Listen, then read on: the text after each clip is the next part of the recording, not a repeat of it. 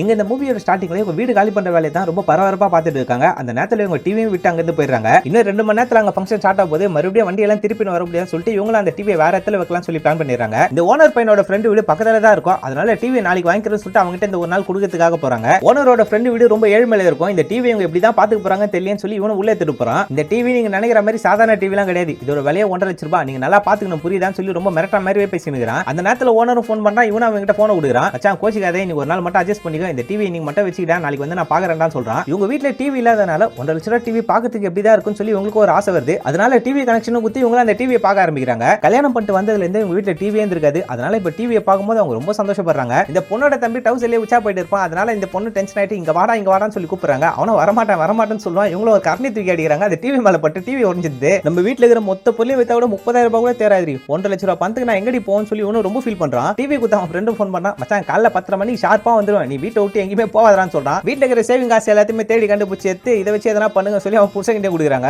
இவனும் பரபரப்பா சைக்கிள் எடுத்து டிவிகள் எல்லாம் போயிட்டு எவ்வளவு செலவும் சொல்லி கேட்கறான். அதெல்லாம் பல மடங்கு காசு ஆகும்னு சொல்லிட்டு அவனும் எங்கெங்கயோ போயிட்டு காசுக்காக தேடி அழிஞ்சுக்கிறான். ஒரு கட்டத்துக்கு மேல எதுவுமே பண்ண முடியலன்னு சொல்லி இவனை வீட்டுக்கு வந்து 10 தூங்கிடுறான். இவனும் சொல்லி வச்ச மாதிரி 10 மணிக்கு வீட்டுக்கு வந்துட்டு காலை வணங்க தம்பி டிவி எடுத்துக்கலாமான்னு சொல்லி கேட்கறான். சார் மன்னிக்கணும், ஒரு சின்ன தப்பு நடந்து போச்சு, டிவி தெரியாதனமா வந்துருச்சு அப்படின்னு சொல்லி சொல்றான். உனக்கு அறிவில்லையா தம்பி, உன்னை நம்பி தானே நான் குத்தேன், என் ஓனர் என்ன கேட்க மாட்டான்னு சொல்லி இவனும் ரொம்ப புலம்பினேங்கிறான். எனக்கு அதெல்லாம் தெரியாது தம்பி, 1.5 லட்சம் ரூபாய் பணத்தை எப்படியாவது குத்துன்னு சொல்லி ஒன்னு கேட்டுனேங்கிறான். ஓனர் பையனா அவன் லவர் கூப்பிட்டு அந்த நேரத்துக்கு வீட்டுக்கு வரான். என்ன மச்சா ஆச்சு, இவன் ரொம்ப கத்தினுக்கிறான்னு சொல்லி கேட்கறான். சார் இவன் கிட்ட குத்த டிவி அவன் ஒஸ்ட்டுக்கிறான் சார், என்ன சார் இவன் பண்றது, டேய் அவன் எப்படி இருந்தாலும் என் ஃப்ரெண்டுடா, நீ எப்பறம் அவன் வாடா போடான்னு சொல்லலாம், போயிட்டு அப்படிக்கா நில்றான்னு சொல்லி இவனை அமுச்சு விட்டுறான். மச்சான் வீட்டுல விளையாண்டு இருக்கும்போது தெரியாதனமா டிவி ஒஞ்சிச்சிரா மஞ்சிரான்னு சொல்லி இவனும் சொல்றான். மச்சான் என்னடா இதுக்கெல்லாம் போய் சாரி கேட்டுனிற, ஒரே நிமிஷம் தம்பி டிவி சர்வீஸ் சென்டருங்களா, டிவி ஒன்று ஒஞ்சி போச்சு, 1.5 லட்சம் ரூபாய் வேலை, டக்கு நாளைக்கு வந்து சரி பண்ணி கொடுத்துருங்க ஓகேவா. அவள் தான் மச்சான் பிரச்சனை முடிஞ்சு போச்சு, இது என்னத்துக்கு நீ பயந்து நிக்கிற. மச்சான் இந்த டிவி நான் எத்தனை போறதுக்காக வரலடா, இது உனக்காக தான் நான் கொடுத்தேன். இவ வீட மாத்த போது தான் மச்சான் டிவி விட்டு போயிட்டேன், இவ தான் உனக்கு இந்த டிவியை பிரசன்ட் பண்ண சொன்னாடா. ஆனா வணக்கம், அடுத்த வாரம் எங்க 2 பேருமே கல்யாணம், மறக்காம உங்க ஃபேமிலியோட வந்துருங்கன்னு சொல்லிட்டு பத்திரிகை கொடுக்குறாங்க.